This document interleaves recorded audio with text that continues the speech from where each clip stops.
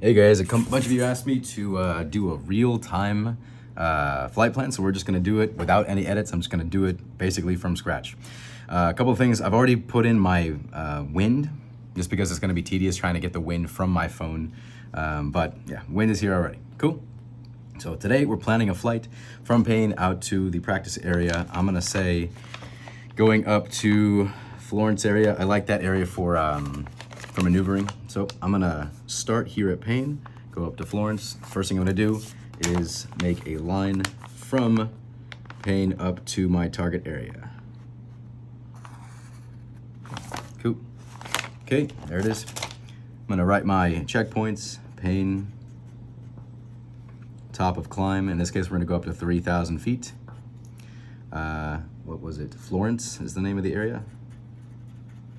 And I'm going to set up for maneuvers. So I'm going to label a section for maneuvers. And then on the way back, my arrival is Payne, top of descent. And we're going to use, again, Florence as our re-entry point if we're thinking like an astronaut, right? Cool. Looking good. All right. Now I'm going to pull up my plotter. I've got my old Army one. I'm going to align my smooth. I'm gonna align my grid line, or my plotter with my grid line. And it looks like actually we have a course of 360, maybe 359, right? Okay, so 359 is gonna be our true course. 359, and it's not gonna change for our climb and for our cruise. Okay, and 180 degrees in the opposite direction on the way back. 359 minus 180 is going to be 179. That's right, using this high-speed calculator because my phone is occupied at the moment. Cool, looking good. We're gonna start at 600 feet, approximately. Field elevation is 607. And then we're gonna climb up to 3,000 feet. 3,000 feet on the way back. Okay, now our true airspeed.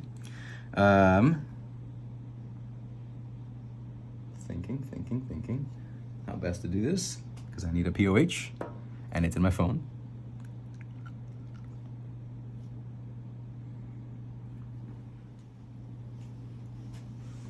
Okay, figured it out.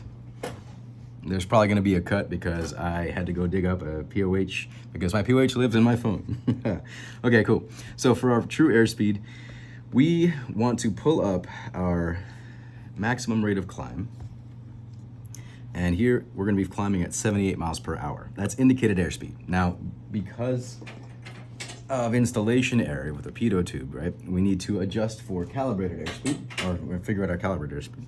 So we're gonna go to the calibrated airspeed table here, and it looks like between 70 and 80, it's about maybe 1 or 2 miles per hour. Let's say 2 miles per hour different. So instead of 78 miles per hour, we'll be climbing at 76 miles per hour, and that's calibrated airspeed in miles per hour. So 76 miles per hour to statute miles an hour comes out to 66 knots. Now we need to convert knots calibrated to true airspeed. So we're gonna take our altimeter setting or our density altitude. And last I checked, the altimeter setting was 3015. So 2992 minus 3015 times 1,000.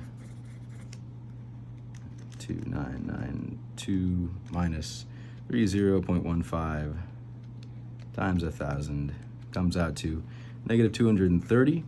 We're gonna add that to our field elevation, plus 600 is gonna be 370. This is our pressure altitude conversion factor, okay? Now we're gonna use that and the field temperature of 18 degrees Celsius. We're gonna find 370 feet here between the 0 and 1. This is in thousands of feet, so that's, and it's 18 degrees Celsius. So 5, 10, 15, 16, 18 or so, and then 300 feet. So there's our density altitude and our calibrated airspeed. We said 66, was it? 66. So our true airspeed is gonna be 2, 3, 4, 5. Yeah, just under 66. We'll call it 66 knots true airspeed. So that's our climb speed, 66 knots. Now we're gonna need, and since we're in this area, we're gonna just go to the performance table here. And let's say at 23 or 2400 RPM, we're gonna be cruising at 105 miles per hour. Again, that's in miles per hour true airspeed. So all we need to do here is go to our conversion and convert 104 miles per hour, right? Did I say 104? 105 miles an hour to knots, which is 91, call it 92 knots. 92 knots, 92 knots, 92 knots, because we're not planning on changing that while we fly. Cool. Now our fuel burn at 105 miles an hour is going to be 4.3, and our full burn fuel burn is going to be 6.6. I'm going to note that 6.6 / 4.3 for cruise. Cool. Now let's talk about wind. Gonna reassemble my E6B. That's gonna be 360 at 5 for the wind, 360. I'm gonna put my grommet. Oh, this is definitely the wrong side. Smooth, 360 at 100 there. Erase a previous pencil mark and 5 knots of wind. 360, 2, 4, 6 is 5, right about there. 5 knots of wind. Our true course is 359. So yeah, it's gonna be a little bit, 66 knots. We're gonna slide this pencil mark down, 66, come on, down to 66, 246, right about there. So our ground speed's gonna be about, call it 62 knot ground speed, and virtually no wind correction, maybe 1 degree of wind correction. Just for the sake of it, we'll do 1 degree of wind correction. That'll be 360 minus 16 degrees for our magnetic variation. That's the difference between true and magnetic north, and it's somewhere over here, up here at 16 degrees. Okay, so 360 minus 16, 360 minus 16, 344. And we're going to assume there's no deviation in this aircraft, 344 for this aircraft here, or for this heading. We'll do the same thing for the cruise phase, 341 at 6. I'm going to erase this pencil mark, 341, slide this up to 100 for my 0 mark, or my reference point, 341 at 6, 246, right about there. And our desired course is 359 still. 359, and our true airspeed is 92 knots. 92 knots, right about there. So we're gonna have a bit of a headwind, and it's gonna push us, come on, from left to right. So we'll need to account for that by about 1 degree to the left, minus 1 degree, and our ground speed's gonna be 8246, call it 86 knot ground speed, okay? 359 minus 1 is gonna be 358. 358 minus 16 comes out to 342. 342 is what we're gonna fly. Okay, and since we've already started the wind stuff, I'm just gonna flip this 180 degrees for 179 on our way back. 179 at our true airspeed of 92 knots. Going up to 92, right about there. And it looks like a ground speed of 98. So we're gonna have a little bit of boost on the way back. 98 knots on the way back, and a +1 wind. If you guys playing D&D with me, that made me think of D&D. Anyways, 180 minus 16. That's not right. 180 minus 16 comes out to 164. 164, 164. That'll be our compass heading. 164. Cool. Good to go. All right. Now we need to determine the amount of time we'll be climbing. We're going to start at 600 feet. So that means from 600 feet up to 3,000 feet is going to be 2,400 feet. And our maximum rate of climb in this aircraft is going to be, where is it? 670 feet per minute. So that's 2,400 feet divided by 670 feet per minute. The feet will cross out, we'll be left with minutes. So I hate this calculator, 2400 divided by 670. I miss my phone calculator. That's 3.58 minutes. Now we can subtract that 3 and multiply by 60 to get our seconds. So that's 3 minutes and call it 35 seconds, right? And that'll be our climb phase. So 3 minutes, 35 seconds. And 3.58 is great in minutes. Let's turn that into hours by dividing by 60. That's 0.06 hours roughly. And we have a speed, so let's multiply that by our speed or velocity. And we're gonna travel 3.7 nautical miles during that climb, okay? Let's also use that 3.58, divide that by 60 for our hours. That's 0.06 hours roughly. And if we're burning 6.6 gallons an hour at full burn times 6.6, that's gonna be about 0.4 gallons. And here I'd like to add 1 gallon for our taxi and engine run up. Cool, so 1.4 gallons for that phase of flight, okay? Now, we'll come back to our chart. We know we're gonna travel 3.7 miles during our climb. There's my sectional scale and that's statute miles. That's not helpful. There it is.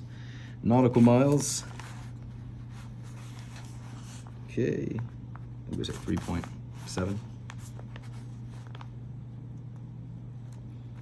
That's 3.7, right about here or so. So that'll be our top of climb.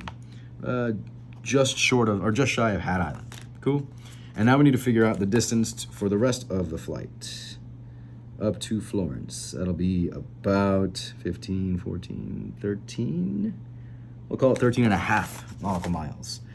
13.5 nautical miles. So we have a distance and a velocity, 13.5 nautical miles and a velocity of 86 nautical miles per hour, 86 nautical miles per hour. Nautical miles cross out, we'll be left with hours. 13.5 or divided by, 13.5, my gosh, 13.5 divided by 86 nautical miles per hour comes out to 0.16 hours. So that's helpful for our fuel burn. We'll multiply that by our fuel burn of 4.3 gallons an hour equals 0.7 roughly. Call it 0.7 gallons. 13.5 divided by 86. Now let's turn that into minutes. Multiply that by 60 minutes. That comes out to 9 minutes and about 24 seconds. 0.4 times 60 is 24 seconds. Okay, so for our climb, we'll be climbing for 3 minutes and 35 seconds and burn 1.4 gallons. And for our cruise from the top of climb to our release point, 9 minutes and 24 seconds. Now something else I'd like to add here. I like to look here at the VOR, and it looks like 33, 335, 340 is gonna be our VOR radial out of pain. So I'm gonna write 340 away from pain. 110.6 is the radio frequency for our VOR station. And it's pain. Bam, and this will carry over for here too. Groovy. Okay, for our maneuver phase, I'm gonna allot 30 minutes at full power. And that's gonna be 3.3 gallons, just to be conservative. You know, you never know what you're gonna be doing up there. And I'm gonna say 30 minutes, no more, for our maneuvers. Next, coming back here, I'm gonna work backwards from our descent. First, 340, that's gonna be 160 to pain. 110.6 pain. And same thing here, right? We're gonna descend from 3,000 feet to our traffic pattern altitude of 1,600 feet, so 3,000 minus 1,600, that's gonna be 1,400 feet. Divide that by our nice and gentle rate of descent of 500 feet per minute. That's gonna be 2.8 minutes, which is approximately 2 minutes, or it's actually exactly 2 minutes and 48 seconds. Now 2.8 converted into hours gives us 0.05 hours roughly. If we're flying for that much time at 98 nautical miles an hour, we're gonna travel 4.6 nautical miles. And 2.8 divided by 60 times 98 equals 2.8 divided by 60. Oh yeah, that's the time, 0.05 hours. And we're gonna burn, say 4.3 gallons an hour, 0.3. That's gonna be, that's not right, 2.8 divided by 60. That's how many hours, and we're burning 4.3 gallons an hour. Oh my gosh, that's the problem. I hate this calculator. 8 divided by 60. I hate you, stupid calculator. Divided by 60 equals. I'm going to throw this calculator somewhere. 8 divided by 60 equals that times our cruise burn of 4.3 gallons an hour. We're going to burn 0.2 gallons. And here I like to add 1.2 additional gallon for our pattern work. So 1.2 gallons for that part. And now from our release point to this point, we need to figure that out. So nautical miles, here we go. We say 4.6 nautical miles for our descent. 4.5, 4.6, right about here, right? So from there, we're going to travel. That's 10, 11, 12 and a half. We'll call it 12 and a half nautical miles, right? And if we're traveling at 12.5 nautical miles at 98 nautical miles an hour, 12.5 divided by 98 comes out to 0.12 hours times 60 equals 7.7, or 7, we'll call it 38 seconds, 7 minutes and 38 seconds. 12.5 divided by 98 times our cruise burn of 4.3 gallons an hour comes out to I'm gonna round up and call it 0.6 gallons. Okay, now don't forget, we need to add 30 minutes at cruise for our reserve fuel, so 4.3 divided by 2. So we're gonna be 2.15 gallons in addition to all this. So we're gonna burn 1.4 for our run up and climb, plus 0.7 for our cruise, plus 3.3 for our maneuver, plus 0.6 for our return trip, plus 1.2 for our descent, plus 2.15 for our legal minimums. We need 9.35 gallons legally to fly this, to complete this flight. And that's not taking into account your personal minimums as well, right? So if I go out to the plane and I see less than 10 gallons in the plane, I'm not flying. I'm going to go refuel, right? Here you can tally up all of your fuel, your time, and make any notes you need. You can also list all your airport information here, and on the back there's your weight and balance at minimum 9.5 or 10 gallons. Round up to 15 and just say 20 just to be safe. Okay, cool. So that covers our flight planner. I hope seeing it in real time was helpful. I know I kind of did it fast. There's somebody here for me and I got to roll. Thanks, guys. Have a good day. See ya.